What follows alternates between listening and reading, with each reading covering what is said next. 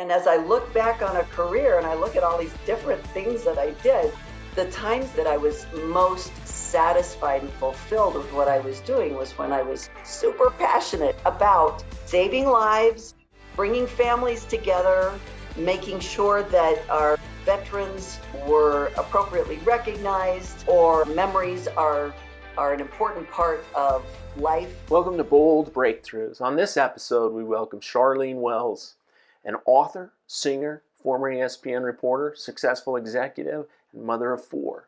Sharlene was born in Paraguay and spent most of her childhood in Mexico, Chile, and Ecuador, and her teen years in Argentina.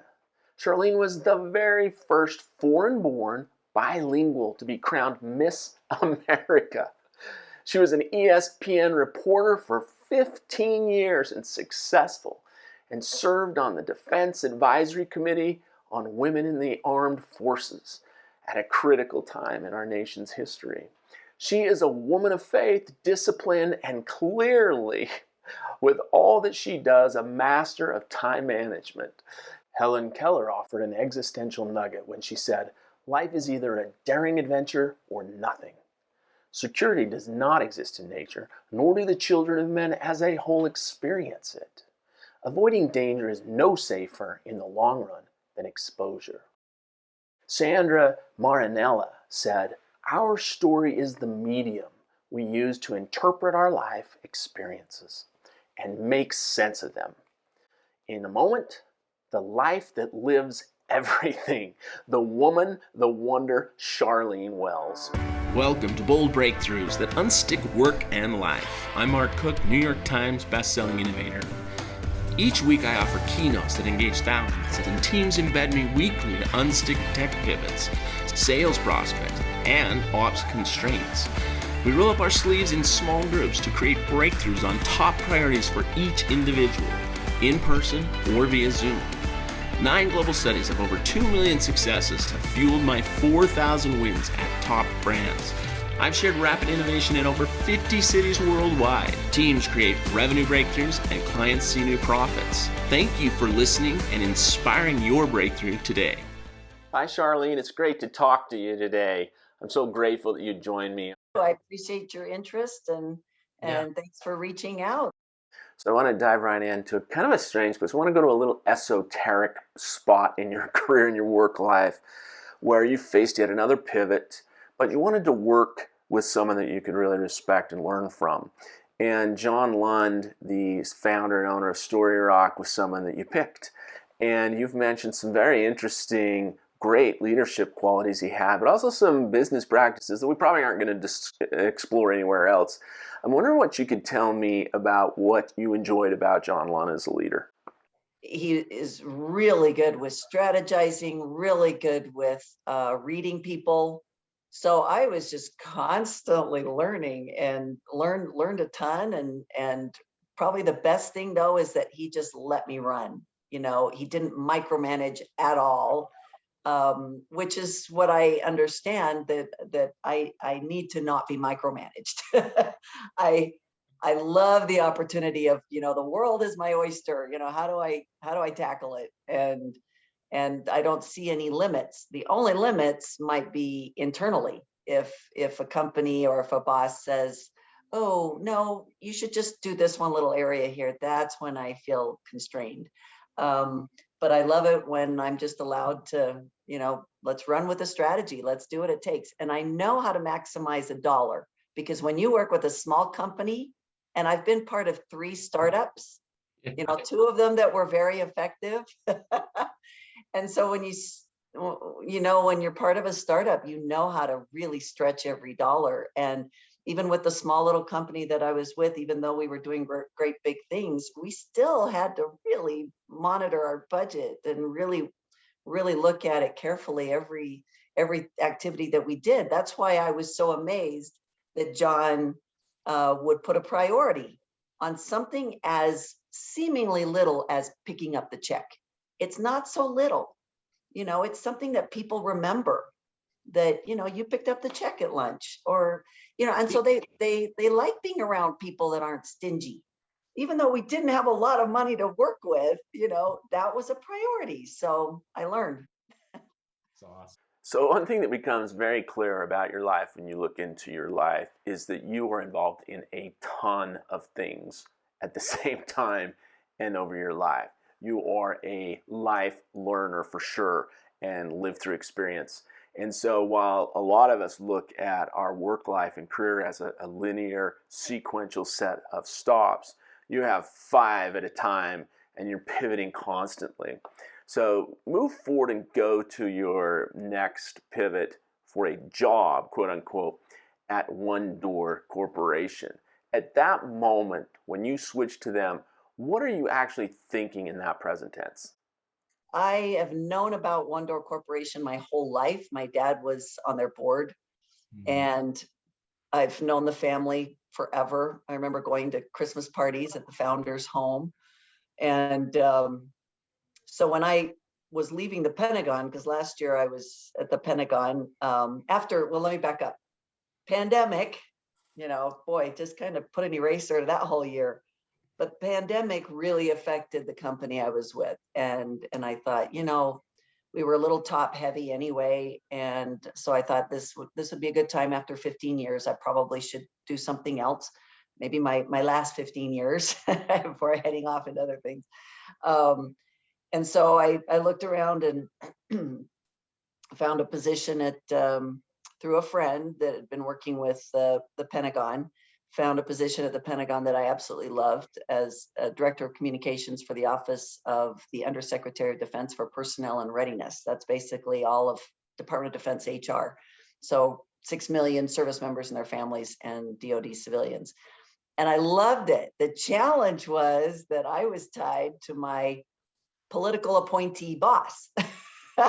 So when a new administration came in, that means I go out. There are so many people in work life that work for someone else in a big company or even a small company, a government agency, whatever the case may be, and they go through much of their early career assuming that the only people that are let go for some reason are people that aren't very good workers. And it's come to my attention over the past several years since I've been doing this type of work on my own that is just not even close to the case. That in fact, most human beings that have ever taken a job with someone else have at some point over a 40-year career had them walk in the office and say, we no longer need your services. And it can come for a ton of different reasons. In this case, your boss was in a government appointed position, and how could you even help that? It has no reflection on you. And you're a winner. You have always won. You have always been at the top. Whatever you've done, and someone walks in your office. So what do you do at that point, looking forward back then? Looking around for the right next thing, and had a great conversation with One Door Corporation. And they wanted your work, and yet they had gone through some acquisition and merger work. We're part of this, what do we look like? What's next for One Door? So it's both a challenge and an opportunity. I've never been in manufacturing before. So this is manufacturing. This is world leading fire and security horizontal sliding doors that are just huge, or, I mean, they can be smaller, but they're usually really big and long. So my favorite story is at the Pentagon, right before 9/11, they were getting rid of all these high maintenance fire swing doors that just kind of go in and out like this because they were so high maintenance and costing a lot.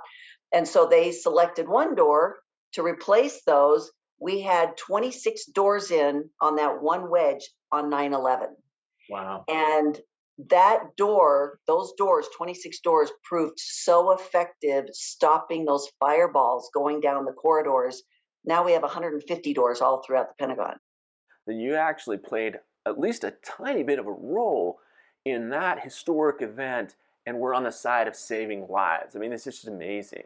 So maybe what I'd like to do now then is strip away that job and that stop in your career and just tell me about your philosophy about passion for purpose in general. So I didn't really understand the concept of passion until much later in my career. You would think, people often assume that I had great passion for working at ESPN because it was a really cool job. I loved working there. I loved working with ESPN. ESPN was fabulous with me. I loved a lot about it.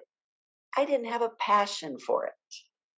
That's why I didn't go back after my kids were, in fact, if I had a passion for it, I would have figured out a way to stay on. But after 7 years on contract, and as the kids started coming, there were 4 of them. I was doing freelancing, and I realized I just wasn't that excited. I loved the events that I went to, but I didn't find meaning in what I was doing. I didn't have, here's how it's impacting lives. I would report on something, it's a game. It's a game.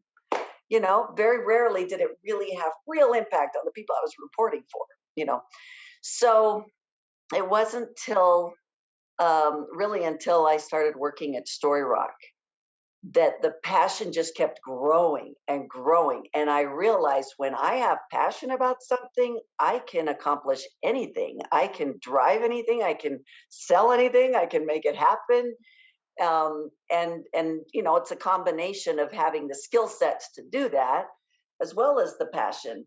But for a long time, ever since I was in high school, I was frustrated that I wasn't really good at any one thing. I just kind of did a lot of things.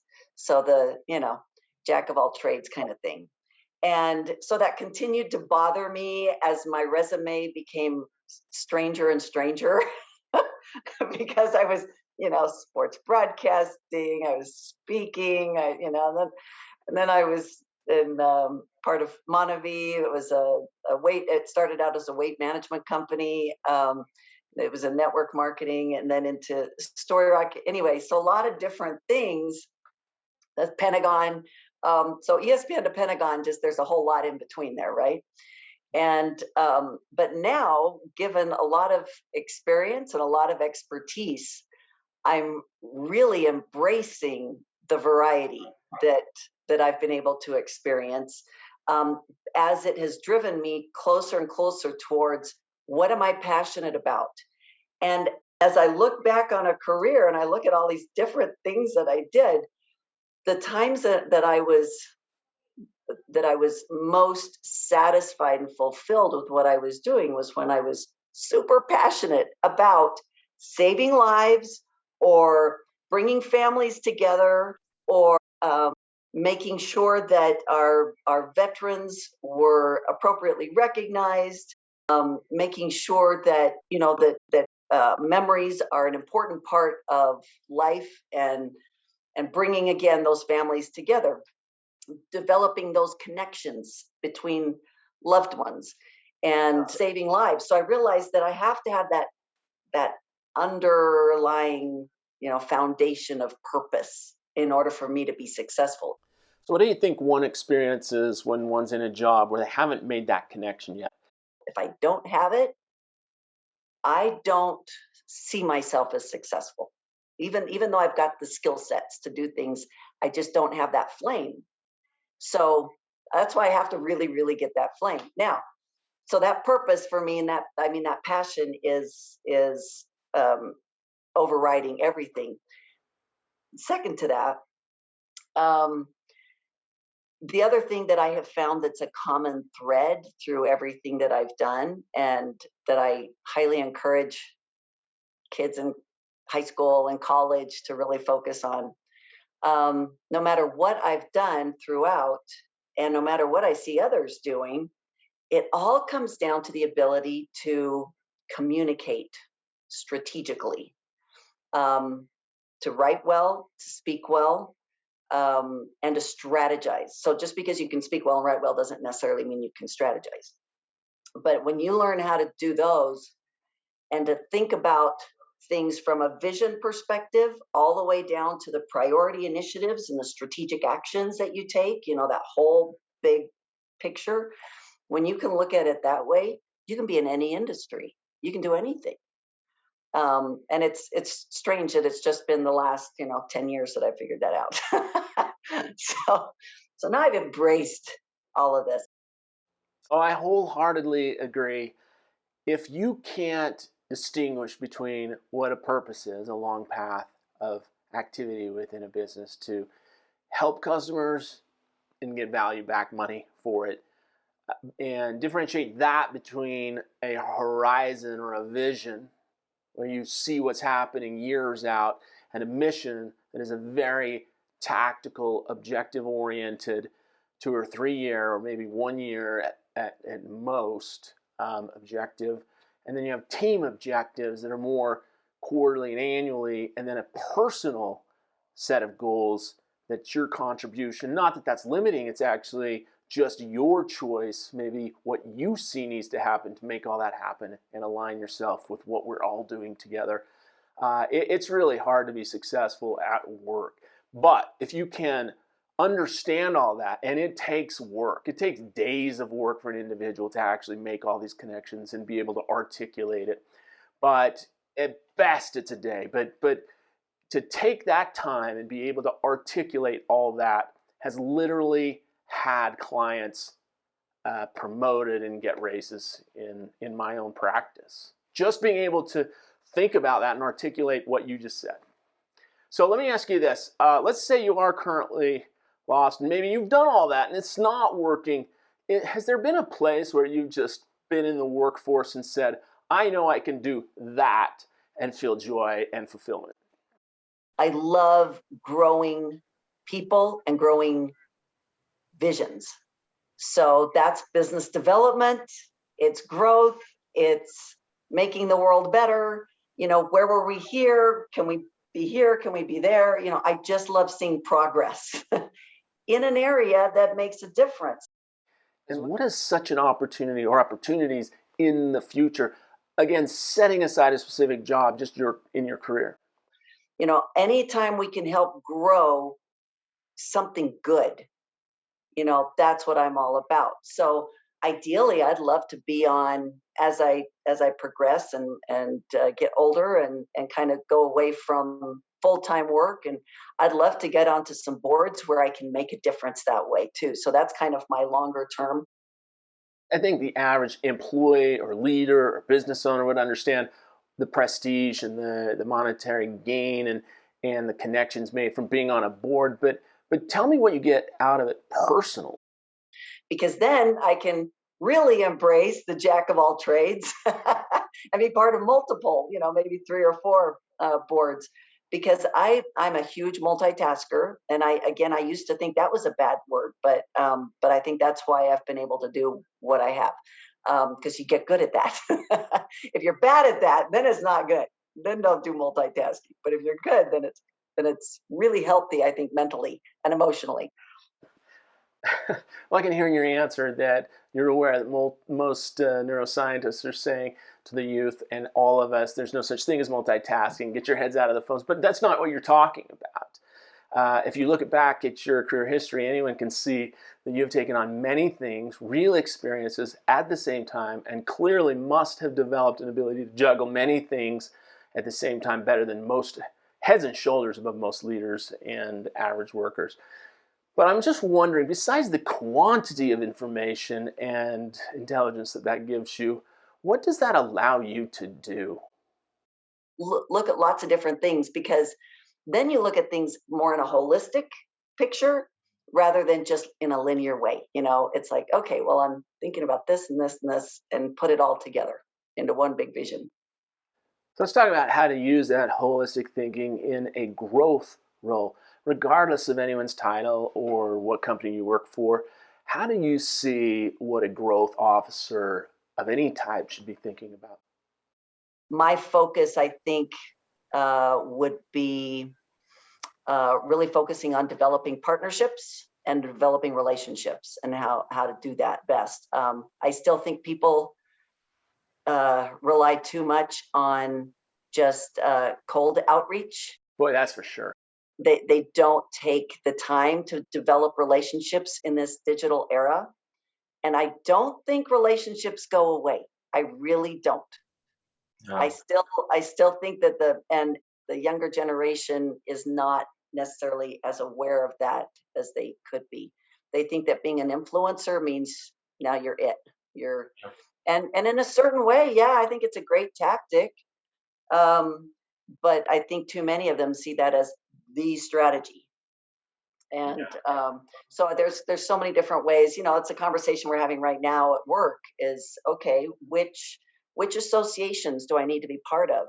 Um, I have I have a few that I really want to be part of because I can get involved and then I can influence the direction that we're heading, the topics that are being discussed.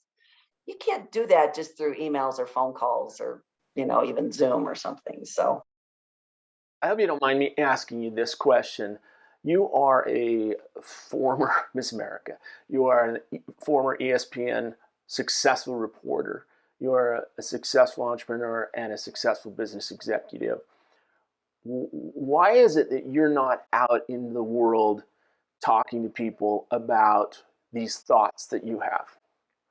I don't know. I think it depends. I wrote a couple of books, did that whole circuit, and I found that how do I put this? I don't like just parachuting in and leaving.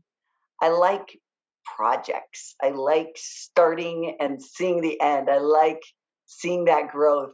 So just coming in for an hour and then leaving, it just didn't do anything for me. It paid really well. It was really great. And, I have some unique backgrounds being the third woman to work at ESPN and some things along the way that, make a unique story. But I just was losing steam and lost excitement. Yeah, the fulfillment comes from doing, in my role, the embedded teamwork over a few weeks and seeing an actual result, an actual improvement in financial results or client results come to pass.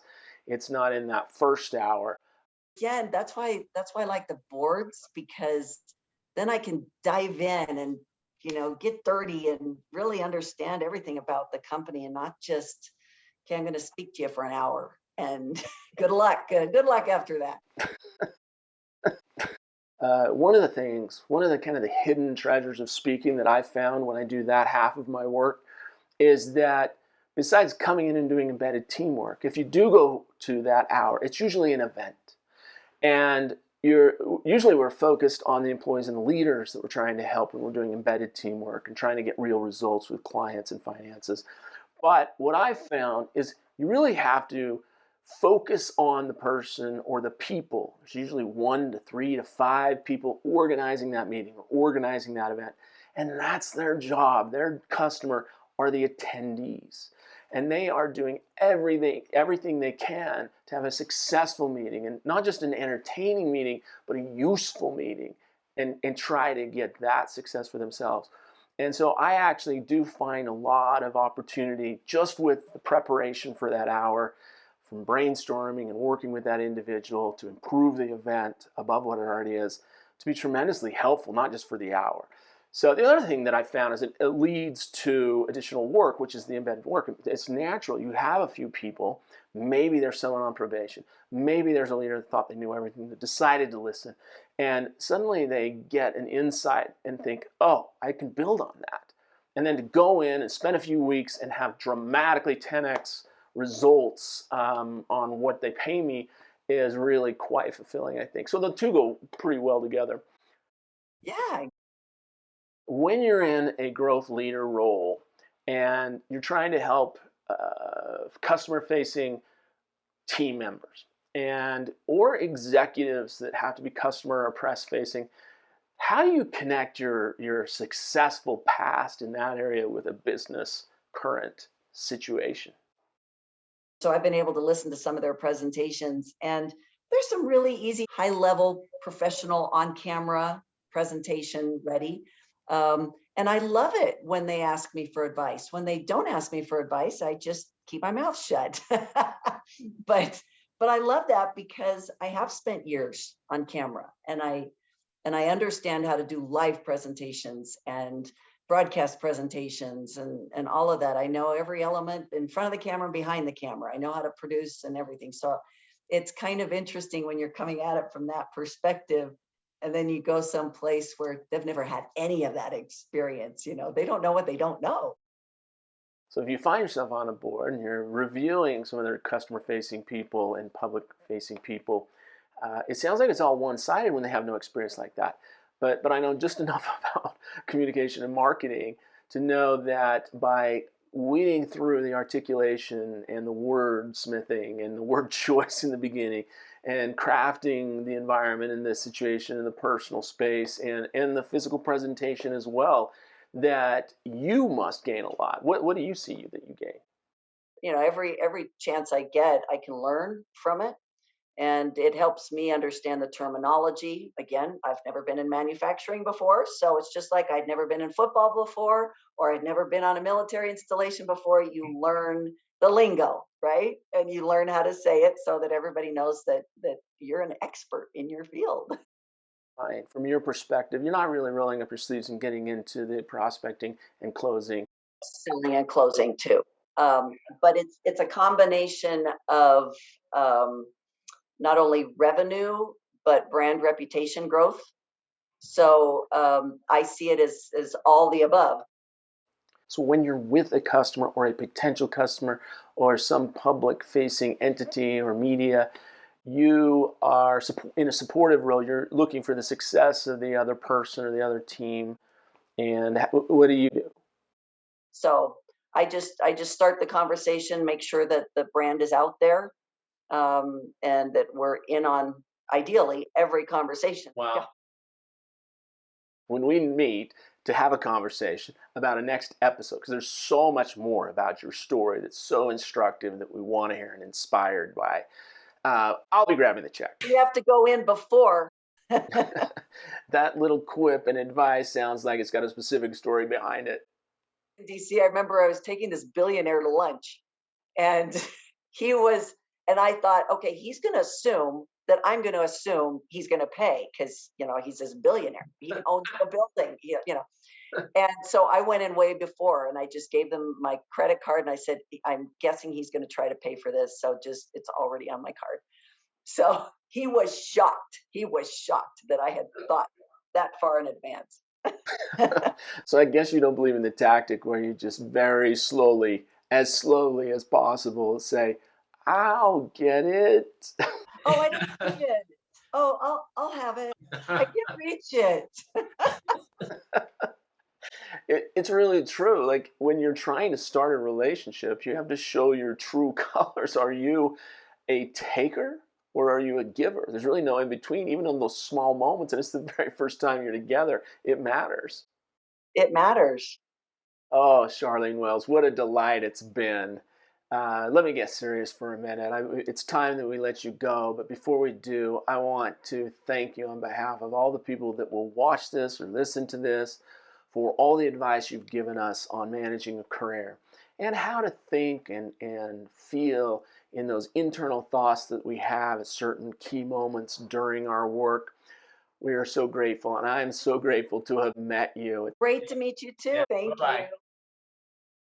Thank you for joining us today to learn from Sharlene Wells, an original in so many ways, including successful entrepreneur and business executive. Ralph Waldo Emerson wrote, "Life is a succession of lessons which must be lived to be understood." Germany Kent seemed to write to all of us when she said, "If you're reading this, I hope God opens incredible doors for your life this year. Greatness is upon you. You must believe it, though." Thank you, Germany. That's perfect. And thank you, Sharlene, once again. We can't wait to see your next breakthrough. Thank you so much for listening to this episode. And if you enjoyed it, please share this episode with a friend that needs a breakthrough. Post this on social media and add my website or tag my YouTube page. Or just text markspencercook.com to a friend or message that link on Instagram right now.